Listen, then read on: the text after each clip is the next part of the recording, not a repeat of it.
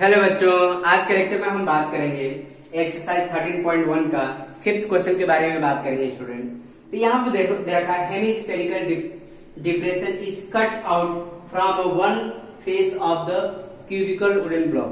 मतलब इसका मतलब ये दे रखा है कि अगर मान लो क्यूबिकल ब्लॉक दे रखा है, सपोज करो हमारे पास एक क्यूबिकल ब्लॉक बना लेते हैं, जैसे ये हमारे पास दे रखा है और ये हमारे पास ये दे रखा है, एक क्यूबिकल ब्लॉक दे रखा है।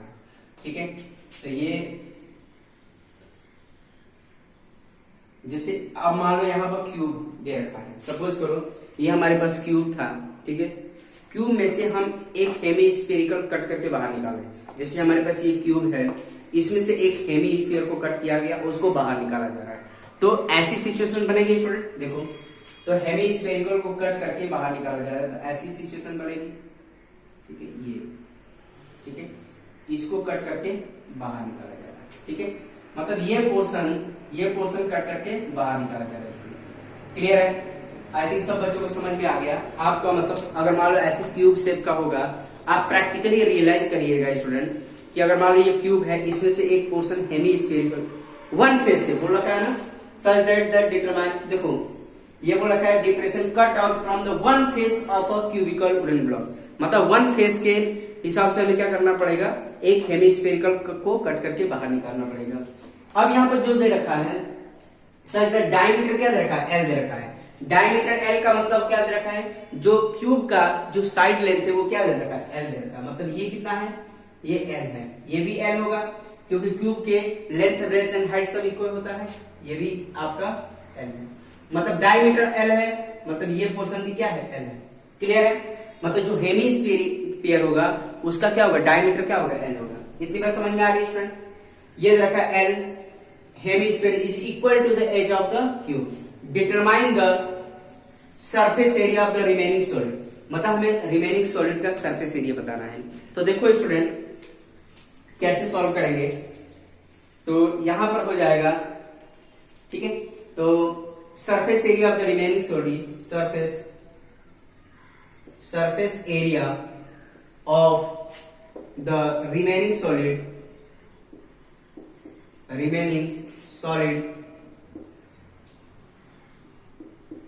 ठीक है, तो यहां पे देखो हम क्या करेंगे, total surface area of cuboid. ठीक है, total surface area of cuboid plus, देखो क्यूबॉइड का तो हमने निकाल लिया, टोटल क्यूबॉइड को हमने सरफेस एरिया निकाल लिया।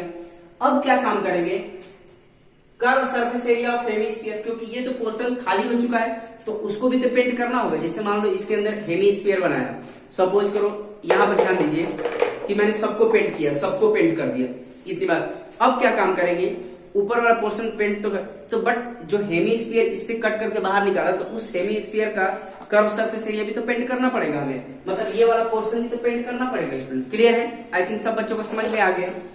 तो क्या होगा, curve surface area of hemisphere. ठीक है, curve surface area of hemisphere, इसको भी तो पेंट करना होगा। अब यहां पर ध्यान दो स्टूडेंट कि देखो इसको पेंट किया, सब कुछ पेंट कर चुके हैं, कर्व सरफेस एरिया पेंट कर लिया, बट ये वाला जो ऊपर वाला पोर्शन है इतना कट करके तो बाहर निकाला है, लेकिन हमने टोटल सरफेस एरिया में सब कुछ पेंट किया है। मतलब ये वाला पोर्शन भी, जैसे मतलब ये देखो ये वाला अंदर वाला पोर्शन तो किया, लेकिन देखो टोटल सरफेस एरिया में हमने क्या किया है, सब कुछ पेंट किया, इधर इधर इधर सब कुछ पेंट किया है, बट हमें ये वाला पोर्शन तो खाली है, इसका ऊपर वाला पोर्शन तो है नहीं, ये जो पोर्शन है खाली है, कट करके बाहर निकाला है। कट करके बाहर जो निकाला है हमने, उसका अंदर वाला पोर्शन तो पेंट कर ही लिया, बट ये वाला पोर्शन तो खाली हो गया स्टूडेंट, लेकिन ये वाला पोर्शन भी इसमें आया हुआ है। तो हमें क्या करना पड़ेगा, एरिया ऑफ सर्कल माइनस करना पड़ेगा स्टूडेंट। ठीक है, तो माइनस एरिया ऑफ सर्कल, ठीक है, इतनी बात समझ में आ रही है, एरिया ऑफ सर्कल माइनस करना पड़ेगा। तो देखो यहाँ पर तो टोटल सरफेस एरिया कितना हो जाएगा, 6 साइड का square plus curve surface area, तो मतलब क्या होगा 2 पाई आर का स्क्वायर। ये कितना होगा, एरिया ऑफ सर्कल कितना होता है, पाई आर स्क्वायर। इतनी बात समझ में आ रही है स्टूडेंट? तो ये क्या होगा, 6 साइड कितना हमारे पास, एल है, एल का स्क्वायर। ठीक है, अब देखो 2 पाई आर स्क्वायर में से हमें पाई आर स्क्वायर माइनस कर दिया तो क्या मिला स्टूडेंट, पाई आर स्क्वायर मिला। क्लियर है? अब देखो डायमीटर जो दे रखा है हेमिस्फीयर का कितना है, एल है, तो रेडियस कितना हो जाएगा स्टूडेंट, रेडियस कितना होगा, डायमीटर का हाफ होगा, तो रेडियस फाइनली हमारे पास क्या आएगा, L/2 आ जाएगा। इतनी बात समझ में आ रही है? आई थिंक सब बच्चों को समझ में आ रहा है कि रेडियस क्या होगा, ठीक है। अब ये क्या हो जाएगा, देखो तो 6L का स्क्वायर प्लस पाई, पाई कितना होगा, पाई की वैल्यू पाई में ही रहने दो, ठीक है। L कितना होगा, मतलब रेडियस कितना होगा, L/2 का स्क्वायर, तो ये आ जाएगा 6L का स्क्वायर और ये पाई, ये कितना हो जाएगा, L²/4 हो जाएगा, ठीक है। अब हम क्या काम करेंगे, L² बाहर निकाल लो स्टूडेंट, तो क्या है 6 प्लस पाई/4 हो जाएगा। अब इसका एलसीएम ले लेंगे, तो L का स्क्वायर ये कितना हो जाएगा, एलसीएम 4 हो जाएगा, इसके डिनोमिनेटर में 1 इसको इससे डिवाइड किया तो 4 मतलब 24 प्लस पाई हो जाएगा। तो फाइनली हमारे पास कितना आया स्टूडेंट, L²/4, ये 24 प्लस पाई, और ये जो हमारे पास टोटल सरफेस एरिया आएगा, जो हमारे पास डायमेंशन होगा यूनिट स्क्वायर आ जाएगा, या सेंटीमीटर में है तो सेंटीमीटर स्क्वायर आ जाएगा, ठीक है, square unit, square unit. Clear है स्टूडेंट? तो हमारा फाइनली हमारे पास ये आंसर आ जाएगा, ठीक है। इतनी बात समझ में, तो फाइनली हमारे पास आंसर क्या है स्टूडेंट, L²/4 24 प्लस पाई हो जाएगा। क्लियर है स्टूडेंट? इतनी बात समझ में आ रही है? अगर मान लो यही आपको लेंथ 7 दिया होता तो यहाँ पर 7 निकालकर टोटल हम सरफेस एरिया निकाल सकते थे। क्लियर है स्टूडेंट? आई बात समझ में? ठीक है स्टूडेंट, अब नेक्स्ट वाले क्वेश्चन के बारे में बात करेंगे। आई थिंक ये क्वेश्चन समझ में आ गया आपको, तो नेक्स्ट वाले क्वेश्चन के बारे में देखते हैं स्टूडेंट।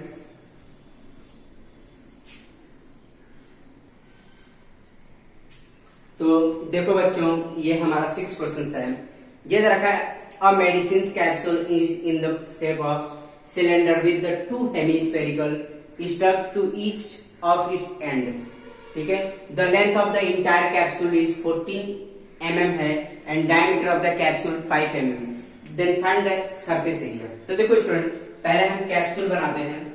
जो हमारा कैप्सूल है वो क्या है, सिलेंड्रिकल फॉर्म है, और उसके 2 एंड पर क्या है, हेमिस्फेरिकल शेप बना हुआ है। जिसे मान लो ये बना है और एक बना है हमारा ये बना है, ठीक है, ऐसे बना हुआ है, ठीक है। थोड़ा सा सही से बना देते हैं, ये तुम्हारा ये बना हुआ है, ठीक है, ये बना है, ठीक है। तो ये हमारा कैप्सूल दे रखा है, और ये पूरे इंटायर कैप्सूल की जो लेंथ है हमारे पास वो दे रखी है 14 mm दे रखी है, ठीक है, मिलीमीटर, ठीक है। mm का मतलब क्या होता है, मिलीमीटर। एंड जो डायमीटर दे रखा है स्टूडेंट, डायमीटर वो कितना दे रखा है, 5 mm दे रखा है, ठीक है। तो बात यहाँ पे ये है, इस अगर कैप्सूल को ब्रेक किया जाए तो देखो क्या क्या मिलेगा स्टूडेंट। अगर मान लो हम यहां से ब्रेक करते, सपोज करो यहां से और यहां से ब्रेक करें, तो यहां से हमें जो ब्रेक करेंगे तो यहाँ हमें जो मिलेगा स्टूडेंट, ये हमारा तुम्हारा मिलेगा जैसे ये मिलेगा, ठीक है। एक हेमिस्फीयर ये मिलेगा हमें, फिर इसके बाद ये सिलेंड्रिकल फॉर्म मिलेगा, ठीक है, ये हमारा सिलेंड्रिकल फॉर्म मिला, ठीक है। इतनी बात समझ में आ रही है? देखो डायग्राम सही से बना लेते हैं। फिर ये सिलेंड्रिकल फॉर्म मिला, ठीक है। तो फिर यहाँ पर जो एक हेमिस्फीयर ब्रेक होगा इसी ये मिला। क्लियर है स्टूडेंट? तो अगर मान लो यहां से ब्रेक करोगे तो ये हमें मिलेगा, यहां से ब्रेक करोगे तो ये मिलेगा। तो हमें इसका फाइंड इट्स सरफेस एरिया बोल रखा है। सरफेस एरिया का मतलब टोटल सरफेस एरिया की बात कर रहा है। तो टोटल सरफेस एरिया कितना हो जाएगा student, total surface area, total surface area जो होगा कैप्सूल का, कर्व सरफेस, देखो curve surface area of hemisphere क्या होगा, curve surface area of hemisphere, मतलब हेमिस्फीयर ऐसे बना लिया, plus curve surface area of cylinder, curve surface area of cylinder, cylinder की शेप का ऐसे है, clear, plus curve surface area of hemisphere, curve surface area of hemisphere. Clear student? इतनी बात समझ में आ रही है? तो अब यहाँ पे ये बताना कर्व सरफेस एरिया कितना होता है इसका। अगर मान लो हमारे पास डायमीटर इतना है, तो पहले हम फॉर्मूला लिख लेते हैं। देखो रेडियस सबका इक्वल होगा, जो भी हमारे पास जो सिलेंड्रिकल फॉर्म है एंड हेमिस्फेरिकल फॉर्म है उसका रेडियस आपस में इक्वल होगा। तो कर्व सरफेस एरिया कितना होगा, 2 पाई r का स्क्वायर, सिलेंडर का कितना होता है 2 पाई RH, और इस curve surface area of hemisphere 2 pi r square. तो देखो यहाँ पर ध्यान देना स्टूडेंट, 2 पाई r स्क्वायर, 2 पाई r स्क्वायर दोनों को हम ऐड करेंगे तो क्या देगा, 4 पाई r स्क्वायर देगा, 4 पाई r स्क्वायर, और ये क्या देगा 2 पाई RH। तो ये total surface area of capsule होगा ये, total surface area of capsule. देखो यहाँ पर कैलकुलेट कर लेते हैं इसके बाद। तो यहाँ पर देखो ध्यान से, total surface area of capsule, यहाँ पे लिख सकते हैं ऑफ कैप्सूल। यहाँ पर ध्यान देना स्टूडेंट, अब यहाँ से हम क्या बाहर निकाल सकते हैं, 2πr बाहर निकाल सकते हैं दोनों से। क्यों? क्योंकि सबका रेडियस आपस में इक्वल है। जब रेडियस इक्वल है तो हम बाहर निकाल सकते हैं। देखो 2π एंड 4π तो कांस्टेंट टर्म है, तो यहाँ से हम 2π बाहर निकालो, r भी बाहर निकल जाएगा। तो यहाँ से देखो 2π बाहर निकलेगा तो क्या बचेगा, 2r बचेगा रिमेनिंग, 2r। और यहाँ से क्या बाहर निकल, देखो 2πr तो h बच गया यहाँ पर, ठीक है। अब हमें देखो पूरा डायमेंशन क्लियर करना पड़ेगा। तो अब यहाँ पे ध्यान दो स्टूडेंट, तो इसको हमने ब्रेक किया। सपोज करो ये हमारे पास देखो डायमीटर, देखो रेडियस कितना हो जाएगा इसका, डायमीटर कितना है, कैप्सूल का डायमीटर जो दे रखा है, डायमीटर कितना हमारे पास, डायमीटर बी फॉर डायमीटर कितना है 5 mm। तो रेडियस कितना हो जाएगा स्टूडेंट, रेडियस डायमीटर का हाफ होता है, तो रेडियस कितना होगा 5/2 mm होगा। क्लियर है? तो रेडियस जो होगा, रेडियस इसका कितना आएगा, यहां से यहां तक रेडियस कितना होगा r, इसका भी r, ये भी इसका भी r और इसका भी r, सबका r इक्वल है। तो मतलब सारे जो r होंगे वो 5/2 आएगा, ये भी 5/2 आएगा, ठीक है, ये भी 5/2 आएगा और इसका भी 5/2 है। मतलब रेडियस तो इक्वल है सबके, इतनी बात समझ में आए। तो अब यहाँ पे ध्यान दो स्टूडेंट, जिससे मतलब हाइट ऑफ ये कितना हो गया, हाइट कितना हो गया, ठीक है, मतलब हाइट ऑफ सिलेंडर h बोल रखा है, क्योंकि यहाँ पर h r तो हमें पता चल गया, कोई दिक्कत नहीं, हमें r पता चल गया कितना है 5/2 है। लेकिन हमें h के बारे में पता करना होगा। h हमारे पास क्या है, h हमारे पास है हाइट ऑफ सिलेंडर है। तो हाइट ऑफ सिलेंडर कितना होगा, देखो यहाँ पर ध्यान दो स्टूडेंट, टोटल हमारे पास 14 है। यहाँ ये रेडियस कितना है 5/2 आया, मतलब रेडियस मतलब 5, देखो रेडियस कितना है 5/2। तो ये जो रेडियस होगा ये भी तो रेडियस ही होगा, इधर भी क्या होगा 5/2 होगा, 5/2। तो यहाँ पर देखो स्टूडेंट, टोटल में से 5/2 माइनस कर देंगे तो हाइट ऑफ सिलेंडर आ जाएगा। मतलब हमारे पास h इक्वल टू कितना होगा, टोटल में से 14 में से माइनस 5/2, इधर से भी माइनस कर दिया, इधर से भी माइनस कर दिया। देखो टोटल में से 5/2 माइनस कर दिया तो हमें पता चल जाएगा हाइट ऑफ सिलेंडर, ठीक है। तो ये फाइनली हमारे पास क्या आएगा स्टूडेंट 14, और ये दोनों को सॉल्व करेंगे तो ये हमारे पास कितना आ जाएगा 5 आ जाएगा। तो h इक्वल टू क्या 9 mm, ठीक है।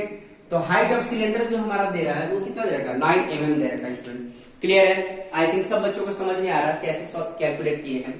तो अब यहाँ पे देखो स्टूडेंट 2π है, 2π, तो 2π की वैल्यू हमारे पास क्या है 22/7 है। रेडियस कितना है स्टूडेंट, रेडियस 5/2 है, 5/2 पुट किया, अब ब्रैकेट क्लोज किया, 2r कितना है 5/2 प्लस h कितना हमारे पास 9 mm है, 9, ठीक है। तो अब देखो क्या 2 से 2 कैंसिल हुआ, ठीक है।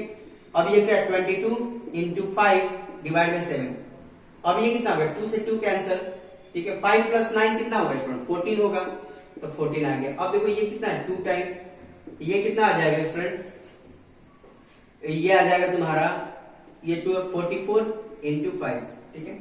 अब इसको मल्टीप्लाई कर लेंगे स्टूडेंट, तो मल्टीप्लाई करेंगे तो कितना आएगा, आप मल्टीप्लाई कर 220 आ जाएगा, और जो हमारा डायमेंशन आएगा mm² आ जाएगा, ठीक है। इतनी बात समझ में आई? क्यों? क्योंकि जो सरफेस एरिया होता है, कर्व सरफेस एरिया होता है, जो भी एरिया होता है वो हमारा सेंटीमीटर स्क्वायर में आता या स्क्वायर यूनिट में आता है, ठीक है। अगर यही वॉल्यूम होता तो सेंटीमीटर क्यूब यूनिट, मतलब क्यूब यूनिट आता है। क्लियर है स्टूडेंट? इतनी बात समझ में आ रही है? आई थिंक सब बच्चों को समझ में आ गया कैसे सॉल्व करना है, ठीक है स्टूडेंट। अब नेक्स्ट क्वेश्चन के बारे में बात कर लेते हैं।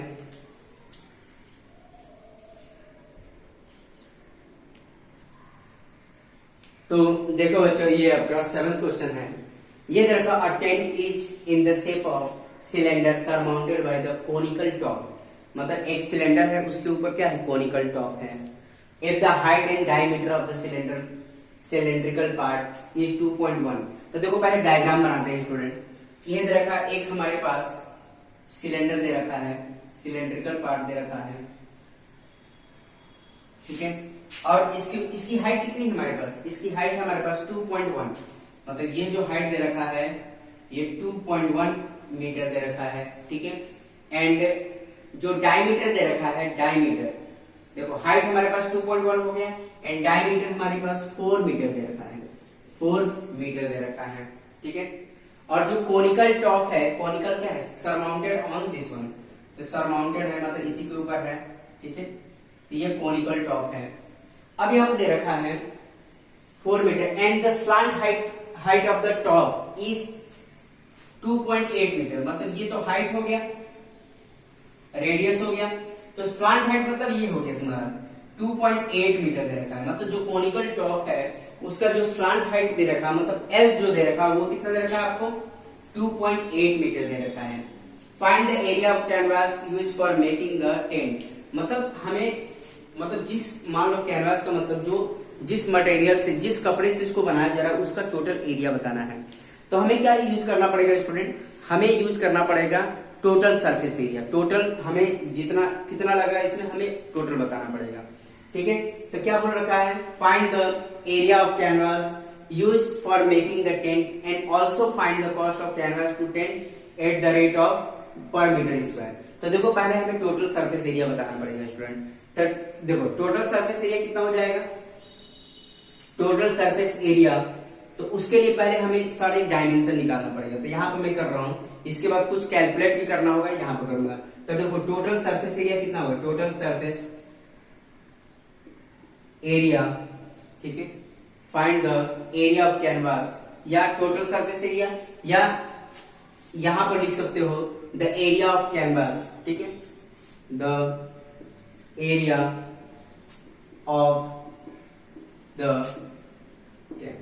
क्या होगा, देखो curve surface area conical top, क्या होगा, curve surface area of conical top, मतलब कर्व सरफेस एरिया कोन का कर्व सरफेस एरिया निकाल लेंगे हम, plus curve surface area of cylindrical part.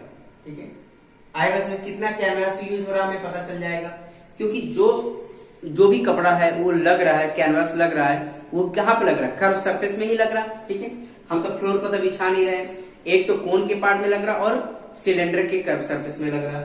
तो अब यहाँ पे देखो student, curve surface area of the cone क्या होता है, पाई आर एल होता है। ठीक है, and curve surface area of the cylinder कितना होता है, 2 पाई आर एच होता है। तो यहाँ पे देखो स्टूडेंट क्या बाहर निकाल सकते हैं, देखो पाई तो कांस्टेंट है, रेडियस सबका इक्वल है, रेडियस हम निकाल देंगे। अब देखो डायमीटर कितना दे रखा है, डायमीटर 4 मीटर दे रखा है, तो रेडियस कितना हो जाएगा डायमीटर का। ये सब कैलकुलेट करना था, इसीलिए मैंने यहाँ पर कैलकुलेट किया, क्योंकि ये पहले करना होगा आपको। ठीक है, तो डायमीटर का हाफ होगा, तो रेडियस कितना होगा 4/2, मतलब रेडियस कितना हो गया 2 मीटर आ जाएगा। तो मतलब हमने यहाँ पे ये देखा, जो radius of cone and cylinder का रेडियस दोनों इक्वल आएगा। ठीक है, तो ये जो होगा r इक्वल टू हमारे पास 2 मीटर आ जाएगा। क्लियर स्टूडेंट, इतनी बात समझ में आ रही है। एंड हाइट देखो r तो l तो हमें दे रखा है, l कितना हमारे पास, l कितना है 2.8 मीटर दे रखा है। देखो r हमें पता चल गया, l पता चल गया, h बताना, h कितना दे रखा है स्टूडेंट, h कितना हाइट ऑफ सिलेंडर है, मतलब h कितना हमारे पास 2.1 मीटर है। सारे डायमेंशन में पता चल गया। अब यहाँ पर हम कैलकुलेट कर सकते हैं स्टूडेंट। तो क्या हो जाएगा, पाई आर बाहर निकाला, क्या बचा एल प्लस, देखो पाई आर बाहर निकाला, यहां से भी पाई आर बाहर निकाला, यहां से भी पाई आर बाहर निकाला, क्या बचा 2h बचा। तो देखो पाई की वैल्यू कितनी है स्टूडेंट, पाई की वैल्यू 22/7 की वैल्यू 22/7 है, इनटू आर कितना हमारे पास, आर हमने निकाल रखा, आर हमारे पास 2 मीटर है 2, एल कितना हमारे पास 2.8 है, प्लस एच कितना 2, और ये कितना है हाइट कितना हमारे पास 2.1 है, इंटू 2.1। क्लियर स्टूडेंट, इतनी बात समझ में आ रही है 2.1। अब यहाँ पे देखो सॉल्व कर लेंगे, तो ये कितना हो जाएगा स्टूडेंट, तो 22, ये कितना हो जाएगा 44 हो जाएगा, 44 डिवाइड बाई 7। अब इसको सॉल्व कर लेंगे, 2.8 प्लस ये कितना हो जाएगा 4.2 हो जाएगा। ठीक है, यही होगा स्टूडेंट 4.2 हो जाएगा। अब यहाँ पे देखो कैलकुलेट कर लेते हैं, तो ये 4.2, 2.8, 44 और ये 7। अब इसको देखो ऐड करके देखो, 2.8 प्लस 4.2 0, ये 7 ही आ जाएगा स्टूडेंट, 7.0। फाइनली हमारे पास 7 आ गया, तो ये कितना हो जाएगा स्टूडेंट, ये आ जाएगा आपका 44 मीटर स्क्वायर आ जाएगा। इतनी बात समझ में आ रही है स्टूडेंट। तो द एरिया ऑफ कैनवास कितना यूज हो रहा है, मतलब area of canvas use for making the tent कितना हो गया, इतना एरिया आ गया। इतनी बात समझ में आ रही है स्टूडेंट, क्लियर है। आई थिंक सब बच्चों को समझ में आ गया कैसे सॉल्व करना है। ये तो पहले का आंसर आ गया। ठीक है, ये बोला also find the cost of canvas to make the tent at the rate of 500 per metre square, ठीक है। तो मतलब 1 मीटर पे कितना रुपीज लग रहा है, 500 रुपीज लग रहा है स्टूडेंट, क्लियर है। 500 रुपीज लग रहा है कॉस्ट ऑफ 1 मीटर कैनवास। तो यहाँ पे लिख लेंगे, तो यहाँ पे देखो इसके बाद हम सॉल्व कर लेते हैं। कॉस्ट ऑफ कितना लग रहा है, cost of 1 metre square canvas कितना लग रहा है, कितना रुपीज लग रहा है स्टूडेंट, 500 रुपीज लग रहा है, 500 रुपीज लग रहा है। तो कॉस्ट देखो, कॉस्ट 1 मीटर स्क्वायर पे इतना रुपीज लग रहा है, तो 44 मीटर स्क्वायर पे कितना लग रहा है, therefore 44 cost of 44 metre square canvas कितना लगेगा। तो यहाँ पर हम क्या करेंगे, देखो 1 मीटर पे इतना लग रहा है, तो 44 पे कितना लगेगा, 44 इंटू 500। इतनी बात समझ में आ रही है स्टूडेंट। तो 44 इंटू 500 करेंगे तो कितना आ जाएगा स्टूडेंट, 220000, तो 22,000 रुपीज लग जाएगा। इतनी बात समझ में आ रही है स्टूडेंट। तो 22,000 रुपीज लग जाएगा, क्लियर है स्टूडेंट, आई बात समझ में। तो देखो, तो फाइनली हम क्या लिख सकते हैं, it will cost 22,000 for making such a tent. It will cost यहां पे लिख सकते हैं, therefore it will cost rupees 22,000 rupees for making such a tent. Clear है स्टूडेंट, इतनी बात समझ में आ रही है। आई थिंक सब बच्चों को समझ में आ गया कैसे सॉल्व करना है। तो सबसे पहले हम डायग्राम बनाएंगे, जो इन्फॉर्मेशन गिवन है उसको लिखेंगे। डायमीटर कितना दे रखा है, 4 मीटर दे रखा है, तो रेडियस हम कैलकुलेट करेंगे। यहाँ पर कोन एंड सिलेंडर दोनों का रेडियस आपस में इक्वल होगा क्योंकि सेम बेस है, ठीक है। तो लेंथ हमें दे रखा है और एज दे रखा है। तो हमें area of canvas for making the tent क्या होगा, curve surface area of cone and curve surface area of cylinder. Curve surface area tent क्या होता है, पाई आर एल। कोन का कर्व सरफेस कितना होगा, पाई आर एल, इसका 2 पाई आर एच होगा। यहाँ से हम टेकिंग कॉमन आउटसाइड, यहाँ पे क्या हो जाएगा, ब्रैकेट क्लोज किया तो पाई की वैल्यू 22/7, आर कितना हमारे पास 2 है, 2 मीटर दे रखा है, ठीक है। फिर स्लांट हेड 2.8 था, इसको हमने कैलकुलेट, तो ये कैलकुलेट करने पर हमारा आया इतना एरिया आ रहा, कैनवास कितना यूज हो रहा है, 44 मीटर यूज हो रहा है। बट यहाँ पर दे रखा है, ये तो पहले का आंसर हो गया, ठीक है। अब ऑल्सो फाइंड द रुपीज बोल रखा है, तो 1 मीटर स्क्वायर पर कितना लग रहा है, क्या कॉस्ट फॉर 1 मीटर स्क्वायर पर कितना 500 रुपीज लग रहा है। तो 44 मीटर स्क्वायर पर कितना लगेगा, 44 इंटू 500, तो फाइनली हमारे पास 22,000 आ जाएगा। तो फाइनली लास्ट में लिख सकते हैं, it will cost rupees 22,000 for making such a tent, ठीक है। इतनी बात समझ में आ रही है स्टूडेंट, क्लियर है। आई थिंक सब बच्चों को समझ में आ गया। चलो स्टूडेंट नेक्स्ट वाले क्वेश्चन के बारे में बात कर लेते हैं।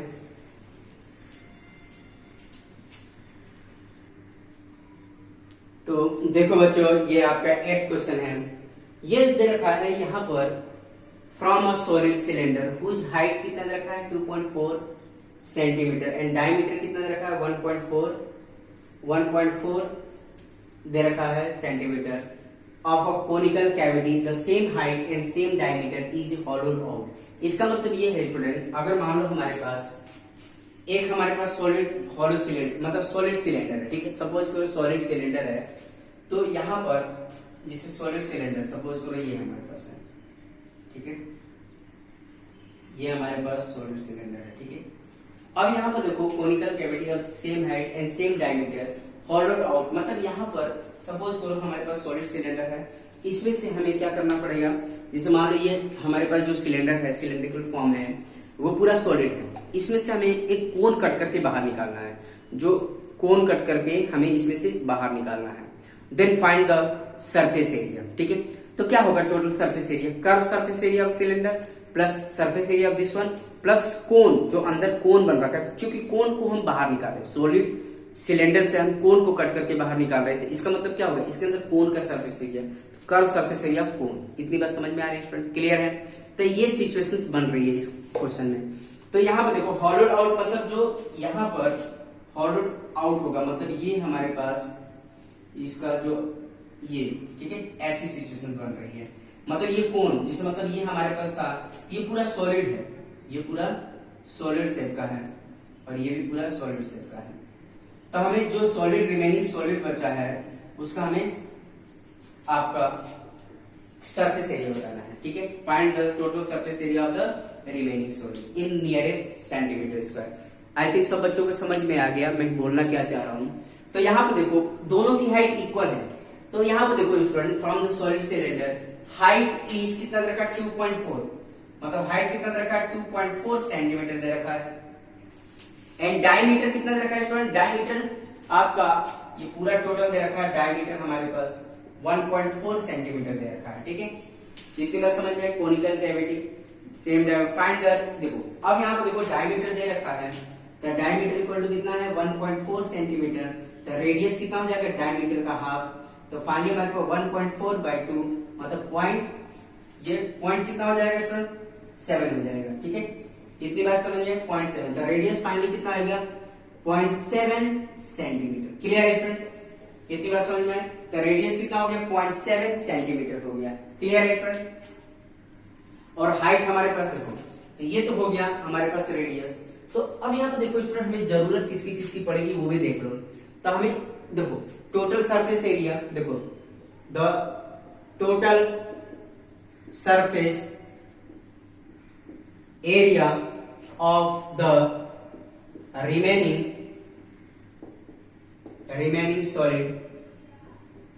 सॉलिड इक्वल टू क्या होगा, देखो curve surface area of the cylinder, curve surface area of cylinder, clear है, प्लस देखो बाहर से तो हमने पेंट कर दिया, कर्व सरफेस एरिया की बात कर रहा है, curve surface area of the cylinder plus curve surface area देखो जो इनसाइड हमारा कोन बन रहा है उसका एरिया, मतलब sir curve surface area of cone, curve surface area of cone, इतनी बात समझ में आ रही है, प्लस नीचे क्या बन रहा है, ऊपर तो खाली है, खाली तो पेंट नहीं करेंगे, नीचे लेकिन बेस पे सर्कल तो है, तो हम क्या करेंगे area of circle, area of circle. Clear, circle को मैंने ऐसे रिप्रेजेंट कर दिया।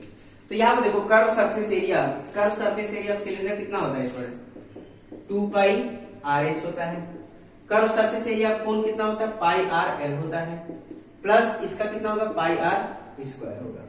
तो यहाँ पे देखो स्टूडेंट क्या बाहर आ रहा है, यहाँ πr बाहर आ रहा है, क्या बचा 2h, और यहाँ पर क्या बचा l बचा, और यहाँ पे देखो πr बाहर r बच गया। तो देखो स्टूडेंट हमारे पास पाई की वैल्यू पता है, पाई की वैल्यू कितनी है 22/7 है, रेडियस में पता है, रेडियस कितना है 0.7 है, 0.7 टू h कितना है, h हाइट ऑफ सिलेंडर है, क्लियर है, हाइट ऑफ सिलेंडर कितना हमारे पास 2. हाइट ऑफ सिलेंडर 2.4 है, ठीक है, प्लस l हमें नहीं पता है स्टूडेंट, r कितना हमारे पास 0.7 है, 0.7 लिख सकते हैं। अब यहाँ पर ध्यान दो स्टूडेंट, ये हमारे पास है बट हमें l नहीं पता, तो l को हमें कैलकुलेट करना पड़ेगा। तो देखो r तो हमने निकाल लिया, h हमारे पास कितना है, h इक्वल टू कितना 2.4 सेंटीमीटर है। तो अब यहाँ पे देखो स्टूडेंट स्लांट हाइट निकालना पड़ेगा, ये क्या हो स्लांट हाइट, तो यहाँ पर ध्यान दो, जैसे ये हो गया, ठीक है, ये स्लांट हाइट होगा, तो ये कितना हमारे पास हाइट कितना हमारे पास 2.4 सेंटीमीटर, रेडियस कितना है स्टूडेंट 0.7 है, 0.7 सेंटीमीटर है। तो आपको पता है स्टूडेंट स्लांट हाइट क्या होता है, एल का स्क्वायर क्या होता है, एच का स्क्वायर प्लस आर का स्क्वायर, ये तो फॉर्मूला बहुत अच्छे से पता है आप लोगों को। तो एल का स्क्वायर इक्वल टू कितना होगा एच का स्क्वायर, एच हमारे पास कितना है 2.4 का स्क्वायर प्लस आर कितना हमारे पास 0.7 का स्क्वायर, तो एल इक्वल टू कितना हो जाएगा स्टूडेंट 2, देखो तो ये सब अंडर रूट में हो जाएगा 0.7 का स्क्वायर, तो यहाँ पर देखो ध्यान से 24 का स्क्वायर 0.76 हो जाएगा, और ये 49 हो जाएगा, 49 मतलब 0.49 हो जाएगा। क्लियर है स्टूडेंट, इतनी बात समझ में आ रही है। तो अब इसको हम कैलकुलेट करेंगे, तो एल इक्वल टू जो होगा अंडर रूट 6.25 हो जाएगा, ठीक है। तो इसका हम जो बाहर निकालेंगे ये 2.5 हो जाएगा, 2.5 सेंटीमीटर हो जाएगा। क्लियर है स्टूडेंट, इतनी बात समझ में आ रही है। आई थिंक सब बच्चों को समझ में आ गया। जो हमारे पास स्लांट हाइट हो रहा है वो कितना आ रहा है 2.5 सेंटीमीटर आ रहा है। क्लियर है स्टूडेंट, ठीक है। तो अब यहाँ पर इसकी वैल्यू पुट कर सकते हैं। तो स्लांट हाइट कितना आ रहा है 2.5 आ रहा है, 2.5 आ रहा है। अब इसको हम कैलकुलेट कर सकते हैं। तो इसको कैलकुलेट करने के लिए देखो 22/7 और इसको हम 7/10 लिख सकते हैं क्योंकि एक पॉइंट है, ठीक है। इसको हम ऐसे भी लिख सकते हैं 0.7, ठीक है। अब ये कितना हो जाएगा, इसको मल्टीप्लाई कर लेंगे 2 पॉइंट, तो ये कितना हो जाएगा 4.8 हो जाएगा, ठीक है, प्लस 2.5 प्लस 0.7। अब इसको सॉल्व कर लेंगे तो 7 से 7 गया तो कितना होगा 2.2, और ये इसको सॉल्व कर लेंगे स्टूडेंट तो 4.8 प्लस देखो 4.8 प्लस 2.5, इसको सॉल्व करेंगे कितना आएगा तुम्हारा, ये आपका आगे तुम्हारा 12, ये 5 13 हो जाएगा, ठीक है 33, और ये तुम्हारा 7.3, तो 7.3 प्लस इसको हम ऐड कर लेंगे तो 7.3 प्लस 0.7, इतनी बात समझ में आ रही है, क्लियर है। ये हो जाएगा तुम्हारा 13, हाँ ठीक है। अब इसको हम सॉल्व करेंगे तो हमारा फाइनली जो आंसर आ जाएगा स्टूडेंट 17.60 आएगा, ठीक है। इसका हमारे पास 17 पूरे कैलकुलेट करोगे तो इतना आएगा 17.6 सेंटीमीटर स्क्वायर आएगा। लेकिन हमें बोल रखा है नियरेस्ट, अगर अप्रोक्स की बात करेंगे हम तो 17.60 को अगर मान लो नियरेस्ट की बात करें तो 18 सेंटीमीटर स्क्वायर लिख सकते हो, ठीक है, क्योंकि ये 60 है। अगर 50 से ऊपर होगा 17.50 है तो उसको कन्वर्ट करके हम 18 में लिख सकते हैं स्टूडेंट, क्लियर है। आई बात समझ में, आई थिंक सब बच्चों को समझ में आ गया कैसे कैलकुलेट करना है। तो फाइनल हमारा आंसर हो जाएगा 18 सेंटीमीटर स्क्वायर, ठीक है। इतनी बात समझ में आ रही है स्टूडेंट, क्लियर है। कैसे करना है आपको, पहले तो डायग्राम बनाना है, पहले ये करना है सब डायमेंशन लिखना, इसके बाद ये करना है, इसके बाद ये करना है। ये मैं बाद में क्यों किया, क्योंकि जैसे जरूरत पड़ रही है हम वैसे कर रहे हैं। तो देखो सबसे पहले ये करना है, इसके बाद ये करना है, इसके बाद आपको ये करना है, फिर इसमें लास्ट में कैलकुलेट करके सॉल्व करना है स्टूडेंट, क्लियर है। आई थिंक सब बच्चों को समझ में आ गया, ठीक है। तो बाकी का रिमेनिंग कॉन्सेप्ट हम आने वाले लेक्चर में बात करेंगे स्टूडेंट, ठीक है स्टूडेंट। तो आज के लिए इतना ही, ओके, थैंक यू।